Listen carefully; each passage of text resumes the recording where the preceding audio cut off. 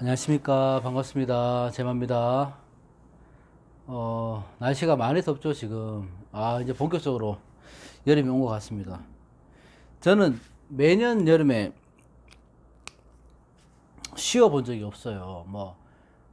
아파서 병원에 있었거나, 아니면 일을 계속 했거나, 그래서 휴가라는 걸 제가 가본 적이 단 한 번도 없었던 것 같거든요, 지금.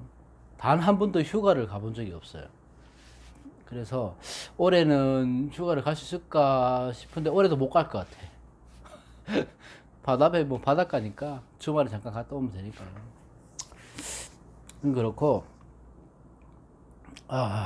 지금 저 코로나 때문에 또 난리죠. 난리인데 또 저 이웃 나라는 코로나 그 올림픽 한다고 지금 또 말이 많고, 어쨌든 우리 선수들은 아무 문제 없이 좀 그 대회를 잘 치르고 돌아와야 될 텐데, 지금 그렇지는 못할 것 같아요. 쉽게 해결될 문제는 아닌 것 같고, 그렇습니다. 예. 오늘 할 거는, 이 절처봉생이라는 단어를 많이 들어보셨잖아요. 절처봉생에 대해서 얘기를 해볼까 하는데,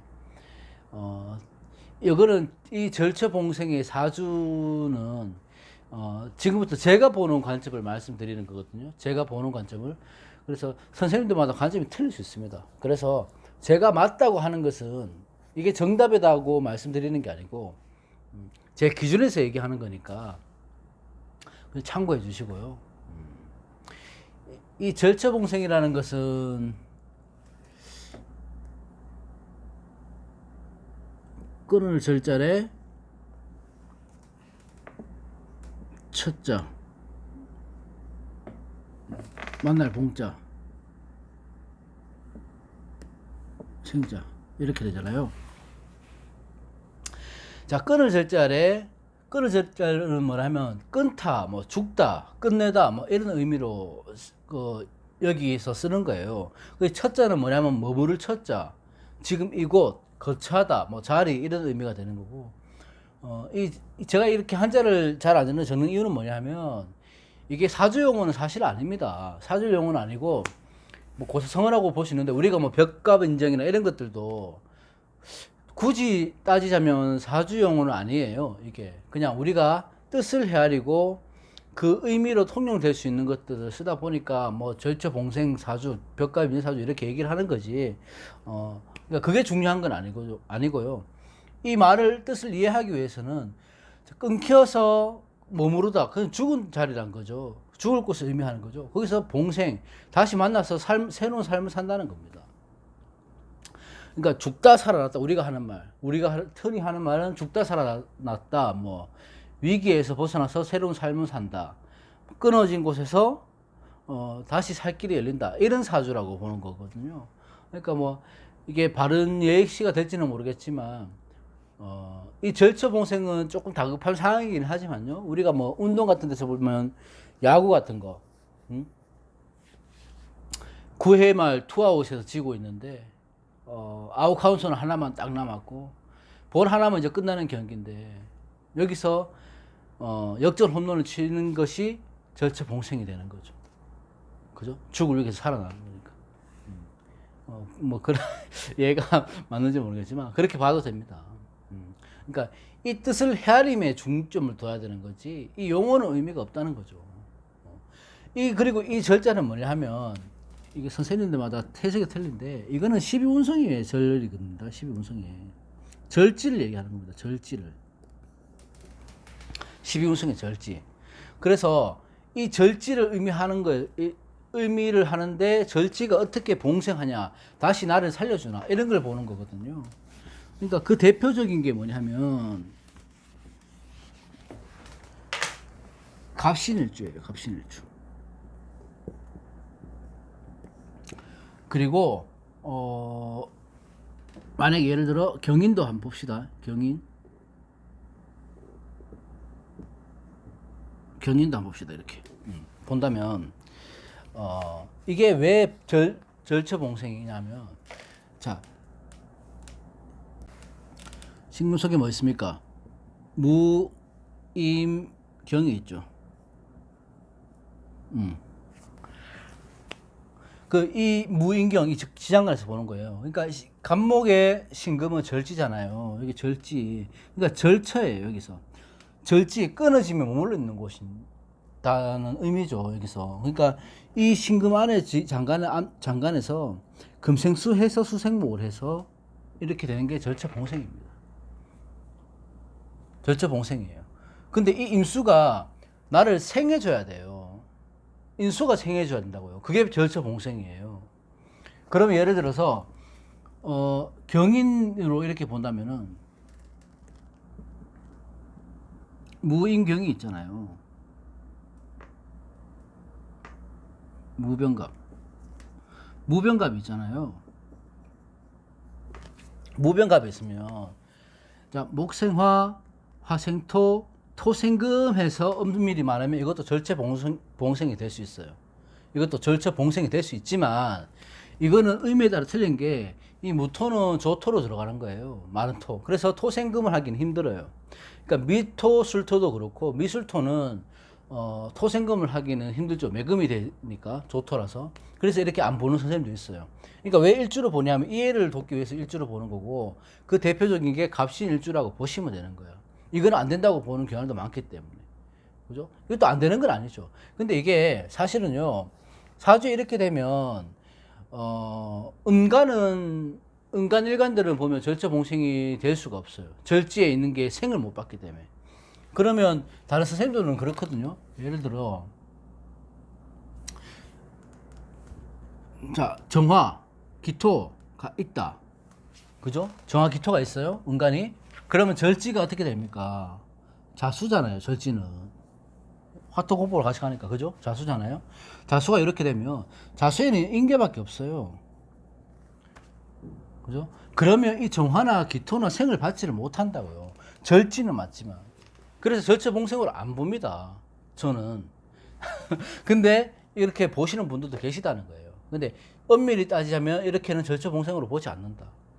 그래서 예를 들어서 이게 어떤 의미로 해석이 되냐면 이렇게 있으면요. 내가 사주 임수를 띄우고 있거나 갑신일주가 아니면 내년처럼 이민년이 들어온다거나 그죠? 이렇게 되면 절처봉생이 되는 거죠. 절처봉생이 되면 어떻게 되냐 하면 사실 고비고비를 많아요. 풍파가 많은 거죠. 고비고비가 많고 그 고비를 넘으면 분명히 누구의 도움, 인수의 도움이죠. 내 윗사람, 내 문서 이런 것들을 해서 내 부모님 도움을 해서 내가 다시 살아가는 거거든요.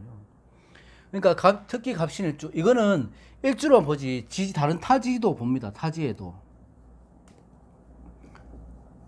봐요.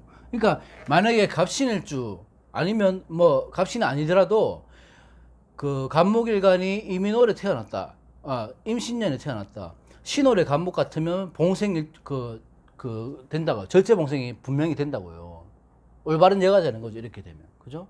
근데 이렇게 안 되든 하더라도 내년처럼 임수가 들어오면 그렇게 되는 거죠. 그럼 내가 지금 너무 힘들다. 예를 들어. 힘든 삶을 살고 있다. 너무 어렵다. 대인관계 좋지 않다. 이렇게 하다 보면 내년쯤 되면 절체봉생을 해서 위기에서 구해줄 누군가가 나타난다는 거죠. 그런 힘을 갖고 있는 거예요. 그래서 올해 만약에 문제가 많다는 갑신일주가 있었다면 내년에는 기대해 볼 만하다. 이렇게 봐도 되는 거예요. 내 뿌리가 들어오기 때문에. 절처봉생이 되죠. 절처봉생을 말씀드리고 하는 거는 이런 거예요. 내가 그 절지에 앉아있는 절지에서 이 안에서 나를 생해주는 게 있을 때 절지봉생이에요. 만날 봉자를 쓰잖아요. 만날 봉자를 쓴다고요. 이 봉생, 나를 생해준 걸 만나야 돼. 절지봉생이 되는 거야. 절지에서만 있다고 절지봉생이 안 되는 거예요. 절처봉생은 그런 거다. 그래서 갑신일주가 유일하게 제가 볼 때 그렇습니다. 갑신일주가 절처봉생의 올바른 예고, 물론 경인도 되긴 하지만 이게 조토라서 이렇게 보자고. 조토라서 되지도 안 될 수도 있다. 근데 예를 들어 뭐 이렇게 사주가 될 수 있을지 모르. 만약에 이렇게 됐어요. 막 이렇게 됐다. 뭐 신자지 이렇게 됐다. 그걸 신약하잖아요. 그죠?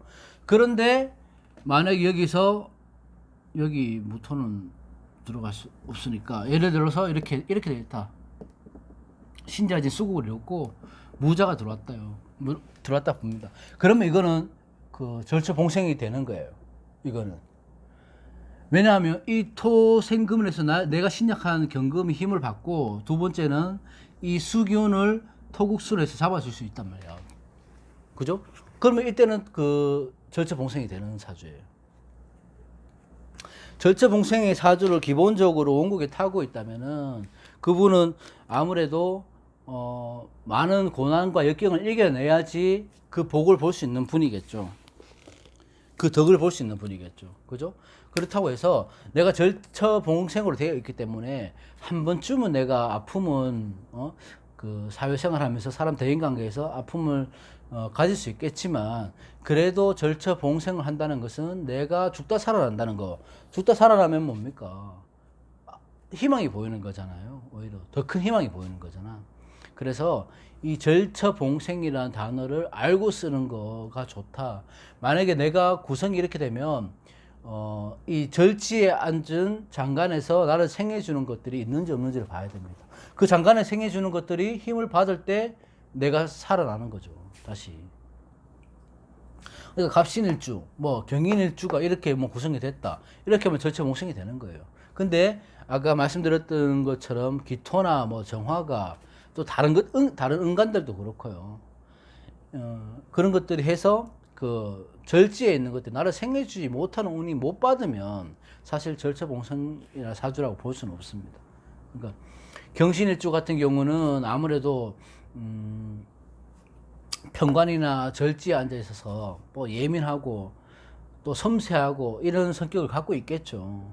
근데 그 재관인을 갖고 있는 갑신이기 때문에 재관인을 쓰고 있는 사람이기 때문에 갑신일주들은 재주도 많고 뭐 부지런하기도 하고 그렇죠. 그렇지만 이것만 봤을 때는 금목상전에 성향이 있다. 금목상전에 성향이 있기 때문에 자존심이 너무 강하고 또 교만하기 쉽고요. 또 남들을 무시하는 경향이 있을 수도 있고 그렇기 때문에 인내하고 배려하는 삶을 살아야죠. 그걸 많이 생각을 하시고 공부를 그런 쪽으로 좀 하시고 하면 절지의 관인상생으로 절처 봉생이 되니 그죠? 이때는 수생목하여 반드시 일수의 도움을 받는다. 나를 도와주는 사람이 있다.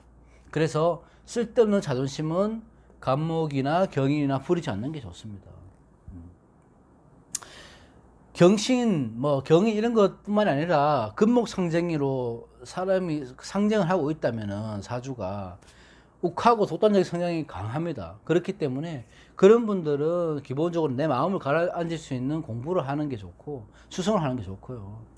특히 뭐 허리나 폐질환 이런 것들이 뭐 기본적으로 있을 수 있죠. 두통 같은 것들. 금목이 상징하고 있으니까. 치아가 약하다든지. 그렇기 때문에 그런 것들 항상 생각을 하시고 절처 봉생은 이렇게 쓰인다는 것만 아시면 돼요. 그리고 이건 제 관법입니다. 분명히 말씀드리지만 공부를 하시다 보면 많이 듣는 용어들을 많이 쓰는 용어들이 있어요. 많이 쓰는 대화법도 있고 그런 것들은 제가 이렇게 용어로 해서 알아듣기 쉽게 말씀드릴 테니까 그렇게 참고하시면 될 것 같습니다. 건강 조심하시고요. 코로나 조심하시고 다음에는 실전사주로 하나 올리도록 하겠습니다. 고맙습니다. 들어가세요.